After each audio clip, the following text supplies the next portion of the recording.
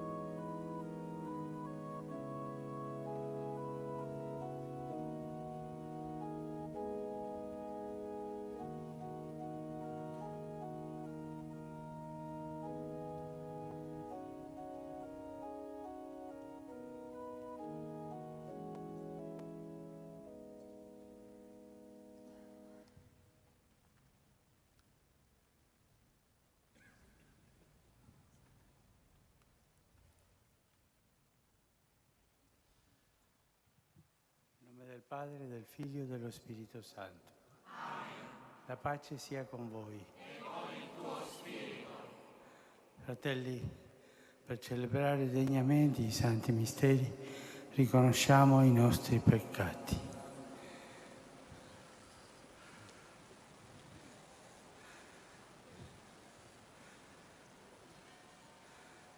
Confesso a Dio Onnipotente.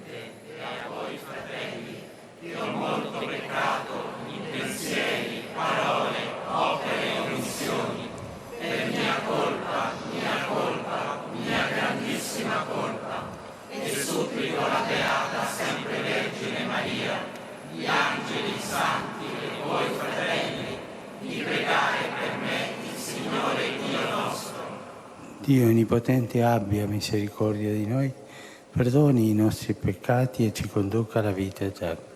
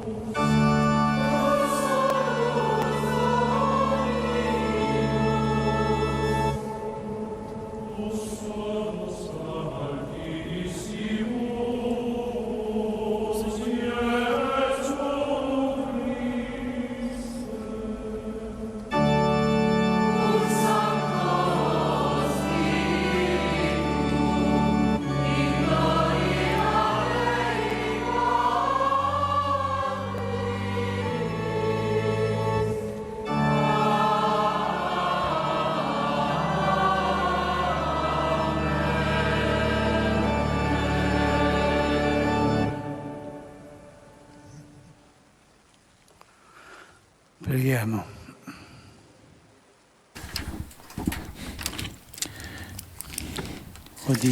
Dieu, origine et fondement de la communauté domestique, fait que dans nos familles, nous imitions les mêmes vertus et le même amour que la Sainte Famille de Nazareth, pour que réunis ensemble dans ta maison, nous puissions profiter de la joie sans fin. E vive e regna con te nell'unità dello Spirito Santo per tutti i secoli dei secoli. Voici maintenant le temps de la liturgie de la parole.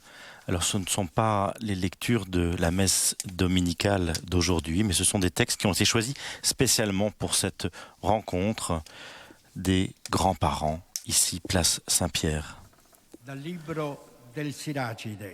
Du livre de Ben Sirac le sage. Les fils de la sagesse sont l'assemblée des justes et leur descendance, obéissance et amour. Mes enfants, écoutez-moi qui suis votre Père et agissez en conséquence afin d'être sauvés. Le Seigneur glorifie le Père dans ses enfants.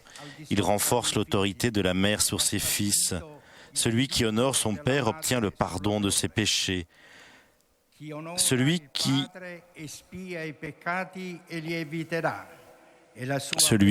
glorifie sa mère est comme celui qui amasse un trésor. Celui qui honore son Père aura la joie dans ses enfants au jour de sa prière, il sera exaucé. Celui qui glorifie son Père verra de longs jours. Celui qui obéit au Seigneur donne du réconfort à sa mère. Celui qui craint le Seigneur honorera son Père et servira des parents comme des maîtres. Honore ton Père en actes et en paroles, afin que sa bénédiction vienne sur toi.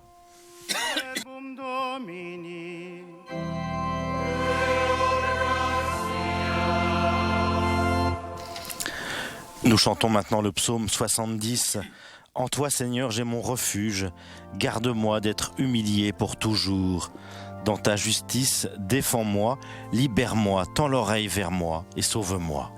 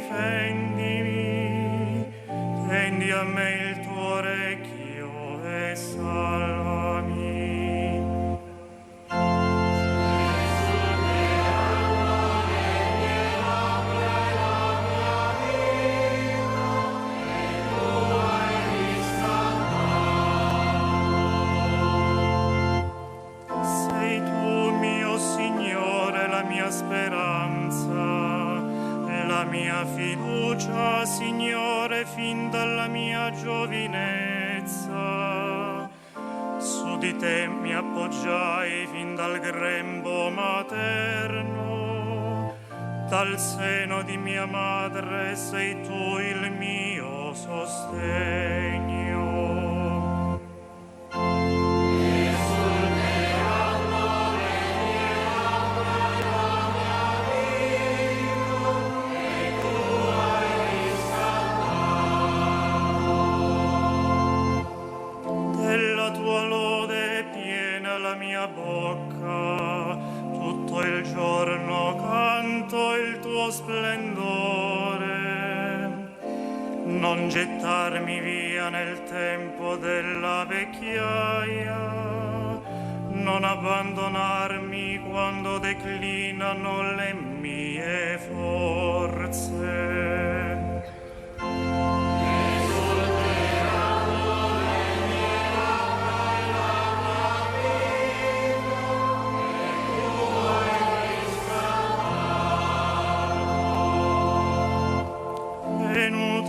vecchiaia e capelli bianchi. O Dio, non abbandonarmi, fino a che io annunci la tua potenza a tutte le generazioni, le tue imprese.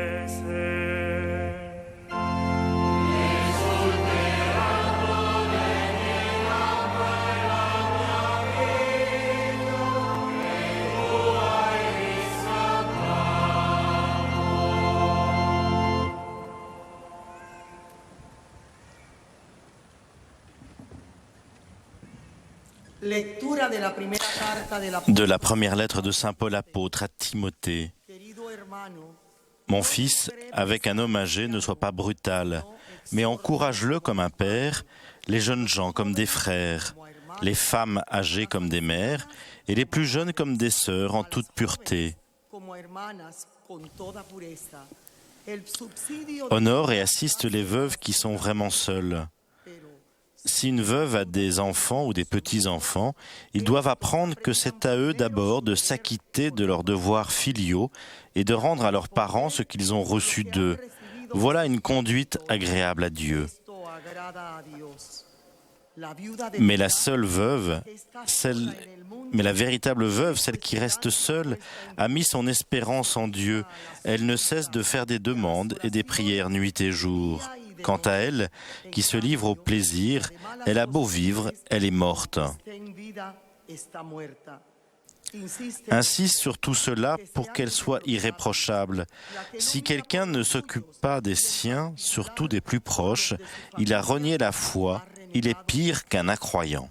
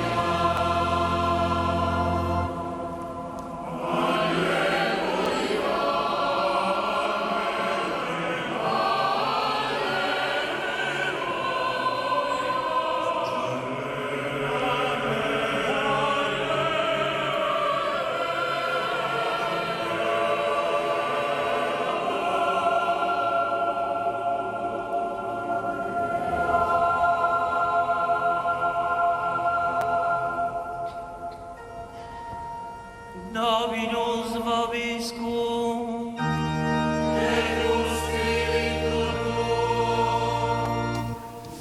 Lectio Sancti Evangelii. Lecture de l'Évangile selon saint Luc.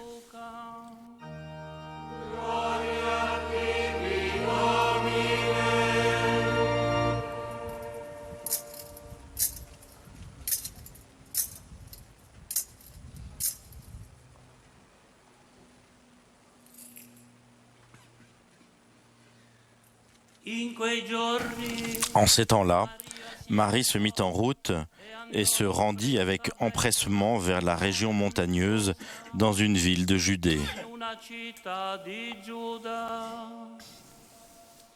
Elle entra dans la maison de Zacharie et salua Élisabeth. Or, quand Élisabeth entendit la salutation de Marie, l'enfant tressaillit en elle.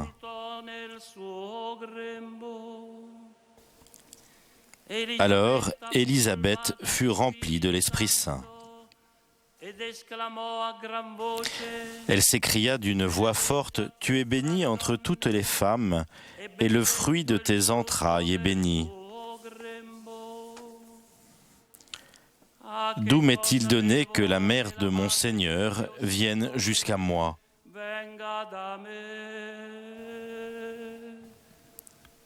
Car lorsque tes paroles de salutation sont parvenues à mes oreilles, l'enfant a tressailli d'allégresse en moi. Heureuse celle qui a cru à l'accomplissement des paroles qui lui furent dites de la part du Seigneur. »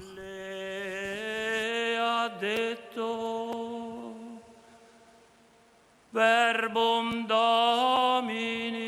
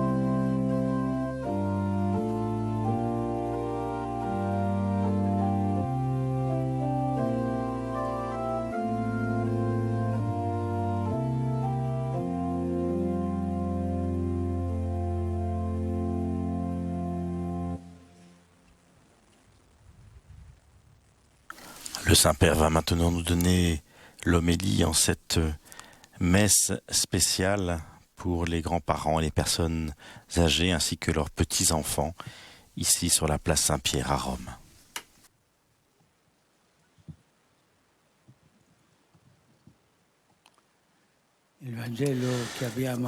L'évangile que nous venons d'entendre, nous l'accueillons aujourd'hui comme l'évangile de la rencontre entre les jeunes et les personnes âgées. Une rencontre pleine de joie, pleine de foi, pleine d'espérance. Marie est jeune, très jeune. Élisabeth est âgée. Mais en elle, la miséricorde de Dieu se manifestait et depuis 6 mois, avec son mari Zacharie, elle attend un enfant.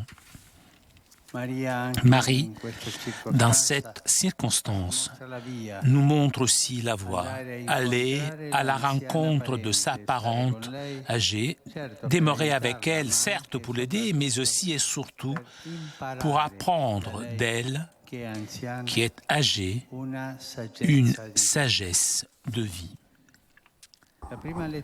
La première lecture, avec une variété d'expressions, évoque le 4e commandement. Honore ton père et ta mère, afin d'avoir longue vie sur la terre que te donne le Seigneur ton Dieu. Il n'y a pas d'avenir pour le peuple sans cette rencontre entre les générations, sans que les enfants reçoivent avec reconnaissance le témoignage de la vie des mains des parents. Et dans cette reconnaissance envers qui t'a transmis la vie, il y a aussi la reconnaissance pour le Père qui est aux cieux. Il y a parfois des générations de jeunes qui, pour des raisons historiques et culturelles complexes, ont plus fortement besoin de se rendre autonomes vis-à-vis des parents, presque de se libérer de l'héritage de la génération précédente. C'est comme un moment d'adolescence rebelle. Mais si la rencontre n'est pas ensuite rétablie, si un équilibre entre les générations nouveaux et fécondes n'est pas retrouvé, il s'ensuit un grave appauvrissement pour le peuple et la liberté qui prédomine dans la société est une fausse liberté qui presque toujours se transforme en autoritarisme. Le même message nous vient de l'exhortation de l'apôtre Paul adressée à Timothée et à travers lui à la communauté chrétienne. Jésus n'a pas aboli la loi de la famille et du passage entre générations, mais il l'a porté à son accomplissement. Le Seigneur a formé une famille nouvelle dans laquelle la relation avec lui et l'accomplissement de la volonté de Dieu le Père prévalent sous les liens du sang, mais l'amour pour Jésus et pour le Père mène à son accomplissement l'amour pour les parents, pour les frères, pour les grands-parents. Il renouvelle les relations familiales avec la sève de l'Évangile et de l'Esprit Saint. Et ainsi, saint Paul recommande à Timothée, qui est pasteur et donc père de la communauté, d'avoir du respect pour les personnes âgées et les membres de la famille. Et il l'exhorte à le faire avec une attitude filiale. L'homme âgé comme s'il était ton père, les femmes âgées comme des mères. Le chef de la communauté n'est pas dispensé de cette volonté de Dieu. Bien plus, la charité du Christ le pousse à le faire avec un amour plus grand, comme la Vierge Marie qui, bien qu'étant devenue la mère du Messie, se sent poussée par l'amour de Dieu qui s'est incarné en elle à courir vers sa parente âgée. Revenons alors à cette icône pleine de joie et d'espérance, pleine de foi, pleine de charité. Nous pouvons penser que la Vierge Marie, en étant à la maison d'Élisabeth, l'aura entendu avec son mari Zacharie prier avec les paroles du psaume responsorial d'aujourd'hui. Seigneur mon Dieu, tu es mon espérance, mon appui dès ma jeunesse. Ne me rejette pas maintenant que j'ai vieilli, alors que je décline ma vigueur. Ne m'abandonne pas. Au jour de la vieillesse et des cheveux blancs, ne m'abandonne pas, ô mon Dieu. Et je dirai aux hommes de ce temps ta puissance, à tous ceux qui viendront, tes exploits. La jeune Marie écoutait et gardait tout cela dans son cœur. La sagesse d'Élisabeth et de Zacharie a enrichi son jeune esprit. Ils n'étaient pas des experts en maternité et paternité, parce que pour eux aussi c'était la première grossesse, mais ils étaient experts de la foi, experts de Dieu, experts de cette espérance qui vient de lui. C'est de cela dont le monde a besoin de tout temps.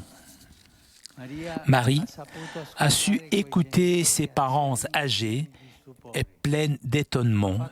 Elle a mis à profit leur sagesse et celle-ci a été précieuse pour elle sur son chemin de femme, d'épouse, de maman.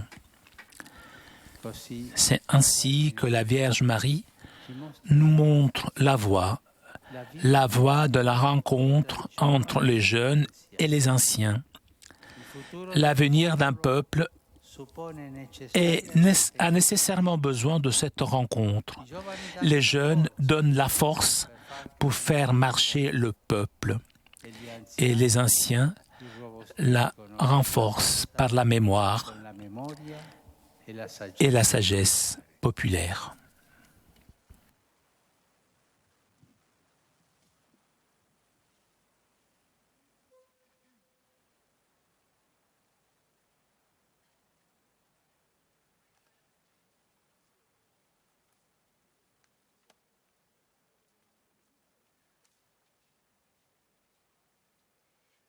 Rimaniamo alcuni istanti a meditare in silenzio.